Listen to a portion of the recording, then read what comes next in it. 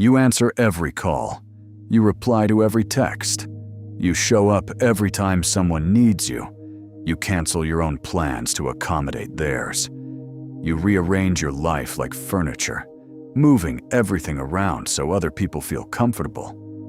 And what do you get in return? Nothing. Not nothing dramatic, nothing quiet, the kind of nothing that you don't even notice at first. You just slowly realize, one day, sitting alone in a room that should be full of people who owe you their time, that nobody is coming. Not because they forgot, because they never had to remember.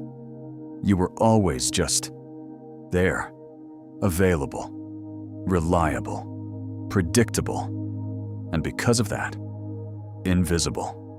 Tonight we're going to talk about one of the most painful psychological patterns a man can fall into. The pattern of chronic availability. Why you do it. What it costs you. And why the man who is always there for everyone is the man nobody is ever there for. Society sells you a story. Be reliable. Be dependable. Be the man people can count on. Always be there.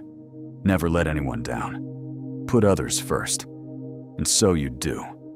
You become the anchor, the rock, the man who picks up the phone at midnight, the man who drives across town because someone is having a bad day, the man who sacrifices his Saturday because a friend needs help moving. Again. And you do it gladly. Not for recognition, not for reward, because you genuinely believe that this is what a good man does. This is character. This is integrity. This is love. But nobody tells you the second half of the story. Nobody tells you that unlimited availability doesn't create respect. It creates entitlement. When you're always there, people don't appreciate you. They expect you. And there's a devastating difference between the two. Appreciation says, I'm grateful you showed up. Entitlement says, of course you showed up. That's what you do. Psychologists call this the availability heuristic applied to relationships. When something is always available, the brain stops registering it as valuable. Water is essential for life, but nobody is grateful for running water until it stops running. You are the running water of someone's life, essential, constant, and completely unnoticed. And the moment you stop, the moment you're unavailable for the first time, that's when they notice, not with gratitude, with anger. Where were you? You always pick up. You always help. What's wrong with you? They're not asking because they care about you. They're asking because their supply was interrupted. And that reaction, that moment of being treated like a vending machine that failed to dispense, tells you everything you need to know about where you stand. Human relationships run on the same laws as economics, and the most fundamental law of economics is supply and demand. When the supply is unlimited, the value drops to zero. It doesn't matter how high the quality is. If diamonds fell from the sky every morning, nobody would buy a diamond ring. Not because diamonds aren't beautiful, because they're everywhere. Your time is a diamond. Your energy is a diamond. Your attention, your loyalty, your presence. These are rare, precious, finite resources. But when you give them to everyone, all the time, without condition, you turn your diamonds into gravel. You flood the market, and the market responds by treating you accordingly. This isn't cynical, it's mechanical. The person who calls you once a month and gets your full undivided attention values that call more than the person who calls you every day and gets the same thing. Not because one cares more, because scarcity creates value and abundance creates indifference. And here's the painful math. The more available you are to someone, the less they invest in the relationship. Why would they? There's no risk of loss. You're not going anywhere. You've demonstrated through years of consistent availability that no matter how they treat you, you'll still show up. You've removed all consequences. And relationships without consequences are relationships without respect. There's a concept in behavioral economics called the endowment effect. People value things more once they're afraid of losing them. Your constant availability removes that fear entirely. They never face the possibility of losing you, so they never learn what you're worth. The cruelest irony, the people you're most available for are the people who value you least. And the people you'd be most valuable to are the ones who never get to experience your rarity, because you've already spent yourself on the wrong audience. Being always available doesn't just damage your relationships, it dismantles you from the inside. Because every time you say yes to someone else, you're saying no to yourself. Every canceled gym session, every abandoned evening plan, every creative project pushed to next week, every moment of solitude sacrificed because someone needed you. Again. And you tell yourself it's selfless, noble, good. But the body keeps a different score. The resentment builds, not all at once, drop by drop. You don't feel it until one day someone asks you for something small, something you've done 100 times without thinking, and suddenly you're furious, disproportionately, irrationally angry. Not at the request, at the pattern, at the years, at the version of yourself who said yes every single time and never once asked, "What about me?" This is what psychologists call compassion fatigue. It was originally studied in healthcare workers, people who give so much emotional energy to others that they have nothing left for themselves. But it doesn't only happen in hospitals. It happens in friendships, in families, in every relationship where one person is the permanent giver and the other is the permanent receiver. And here's what compassion fatigue does to a man. It doesn't make him cold, it makes him hollow. The smile is still there, but it's mechanical. The "sure, I'll help" is still there, but it tastes like ash in his mouth. He goes through the motions of being the reliable man, but the man behind the reliability is dying of starvation, because you cannot pour from an empty cup. And your cup has been empty for years. You just kept pouring anyway, serving dust and calling it generosity. And the loneliest part? Nobody notices. Because to the outside world, you're fine, you're strong, you're dependable. The machine runs. The fact that the machine is eating itself from the inside, that's invisible.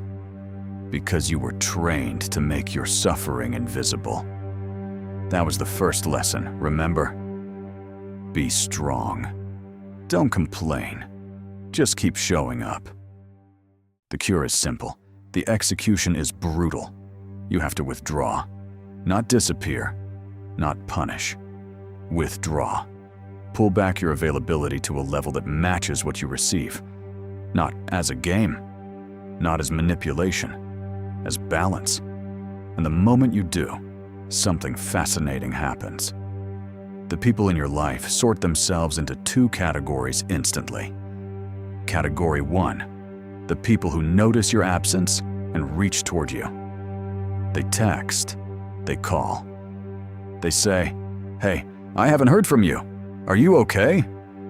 These people valued you. They just got comfortable. Your withdrawal reminded them. And their reaching back is the proof that the relationship is real. Keep these people. Category 2, the people who don't notice at all. Or worse, the people who notice and get angry. Why aren't you available? You always respond. What's your problem? These people didn't value you. They valued your function. You were a service, not a person. And a service that stops being free gets replaced, not appreciated. This sorting is painful, because some people you expected to be in Category 1 will land in Category 2. The friend you've known for 20 years, the family member you sacrificed everything for, the partner you bent your life around, and discovering that they were Category 2 all along is a grief that has no funeral. But it's a necessary grief, because carrying Category 2 people costs you Category 1 relationships, including the most important one, the relationship with yourself. And here's what happens after the sorting. Your life gets smaller, but it gets deeper. Fewer people, but real people. Fewer calls, but meaningful calls. Fewer obligations, but genuine connections. Quality over quantity. Depth over width. And for the first time in years, space. Space to breathe. Space to create. Space to exist without being consumed. Becoming less available isn't about becoming cold. It's about becoming intentional. The always available man is reactive. He responds to everyone else's schedule, everyone else's emergency, everyone else's mood. He is a leaf in everyone else's wind. The intentional man is proactive. He decides when to give, how much to give, and to whom. He is the wind, not the leaf. This means learning 3 words that will change your life. Not right now. Not no. Not never. Not a rejection. Just not right now. Can you help me move? Not right now. Can you talk? I'm having a bad day. Not right now, but I'm free tomorrow evening. We need you to stay late again. Not right now. Those 3 words do something extraordinary. They communicate that your time exists, that it has boundaries, that it belongs to you first and others second. And paradoxically, they make your time more valuable to the people who receive it. Because now it's not automatic, it's chosen. And chosen attention feels infinitely different from default attention. Build a schedule that prioritizes you first, not selfishly, strategically. The man who fills his own cup first has more to give, not less. The man who protects his energy serves from abundance, not obligation. The man who is sometimes unavailable becomes the man who, when he is available, is fully present. And full presence is the rarest gift one human can give another. You don't owe anyone 24-hour access to your existence. You are not a convenience store. You are not an emergency service. You are a man with limited time, limited energy, and the right to decide where both go. The man who is always available is never valued, not because the world is cruel, but because the world is efficient. It takes what is freely given and allocates its appreciation toward what is earned. Stop being free, not expensive, just not free. Let your absence remind them of your value. Let your boundaries teach them your worth. Let your not right now create the space where genuine appreciation can finally grow. You spent years proving you'd always be there. Now prove something harder. Prove that you matter enough to yourself to not always be there for everyone else. Because the man who learns to be unavailable is the man who finally becomes unforgettable. This is Obscura. Clarity through darkness.